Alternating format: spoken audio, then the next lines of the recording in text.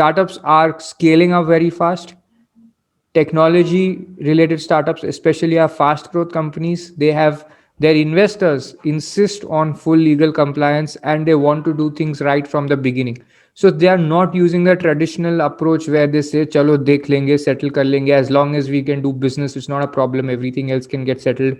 That kind of traditional approach is not being followed.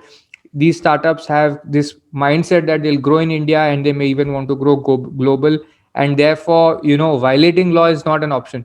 So what is happening now, that earlier if a company was willing to pay lesser for compliance, today that is not the case. Today they are paying more, and not just compliance but for many more things. Okay, so how do you actually help a startup? See, the way you help a manufacturing company is very different from the way you go about helping a startup.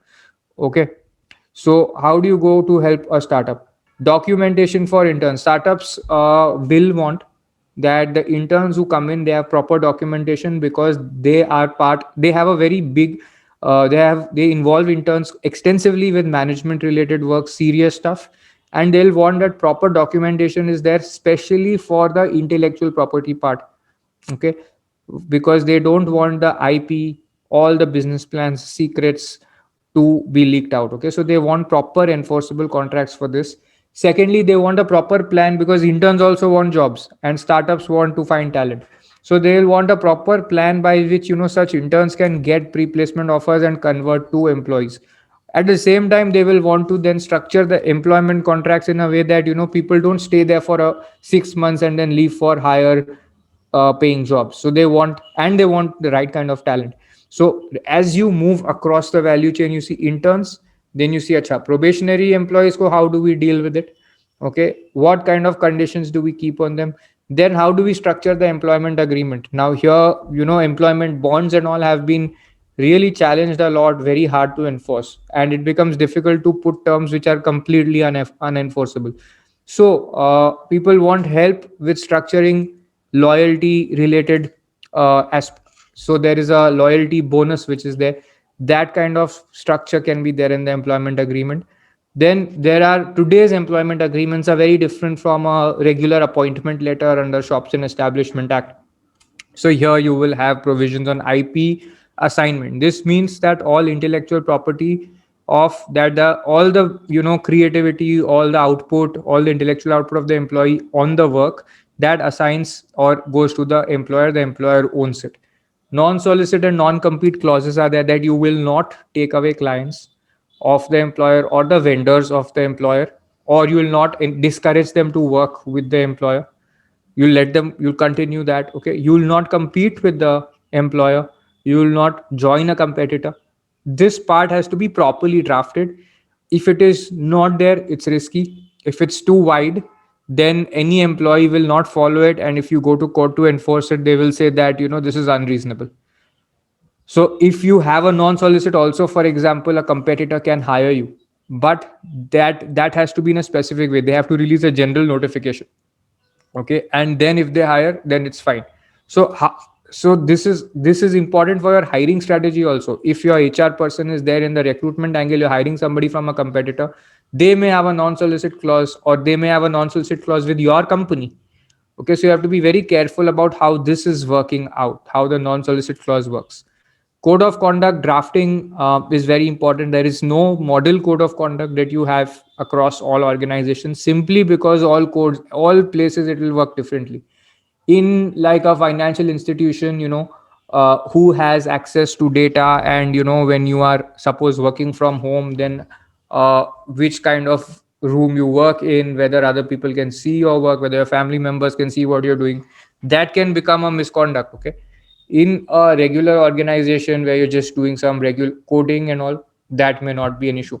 So what are the misconducts will differ from organization to organization depending on the sector, and also a lot of learning over the period of time, like over 2 3 years. An organization also, its nature of work evolves, and they want to customize this. So you'll have to keep working on this, like completely freshly all the time, and you have to keep investing in training employees on this. So HR consultants can be involved in the drafting, the updation, the communication of updated code of conduct, and the training and the certification of it.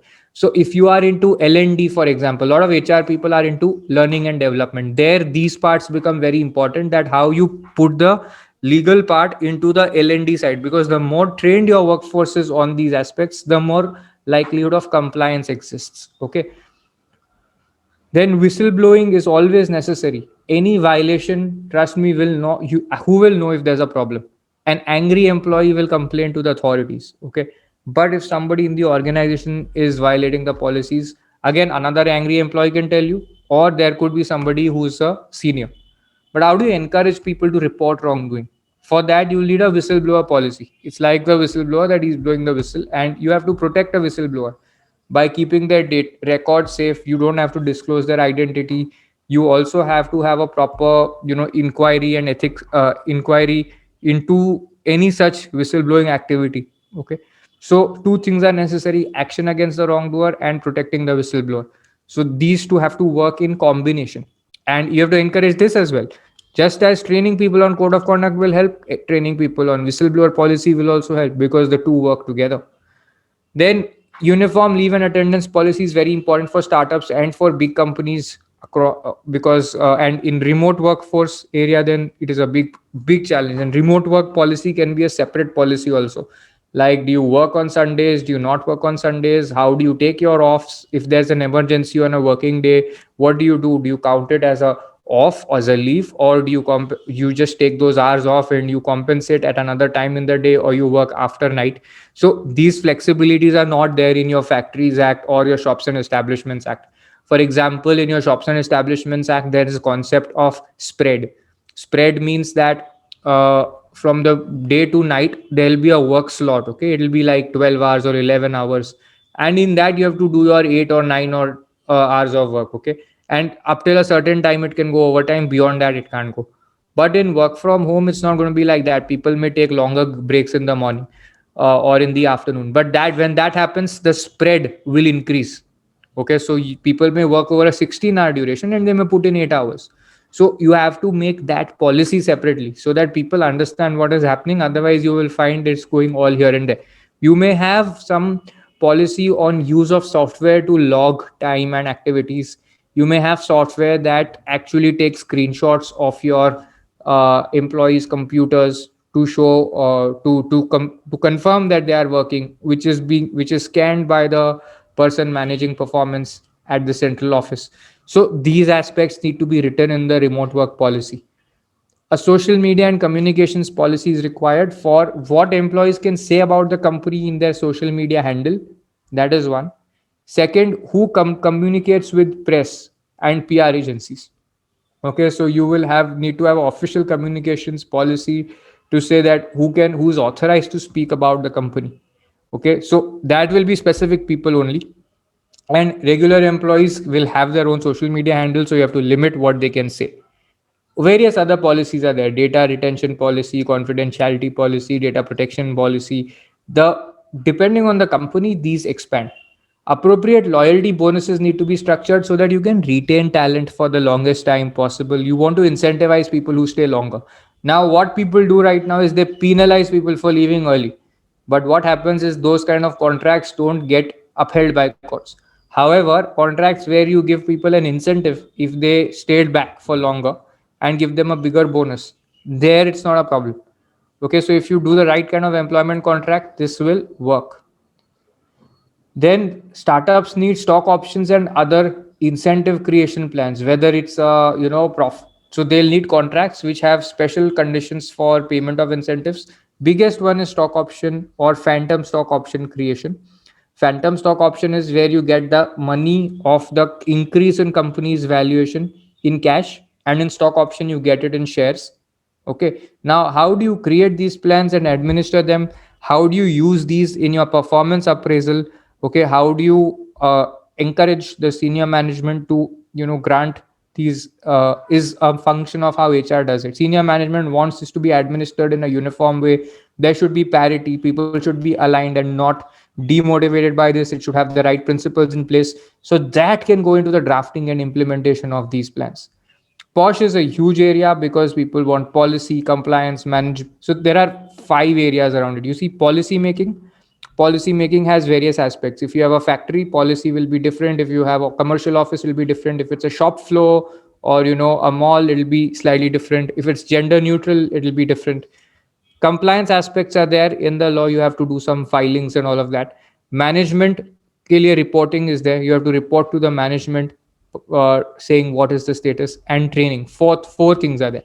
Okay, all these four aspects are different categories of services.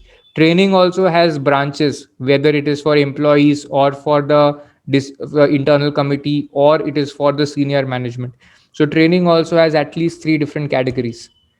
Then IP related clauses, confidentiality, non-compete and non-solicit ka enforcement. You put those in the contract, but when people, how do you enforce these and how do you minimize कि इसका violation नहीं होगा?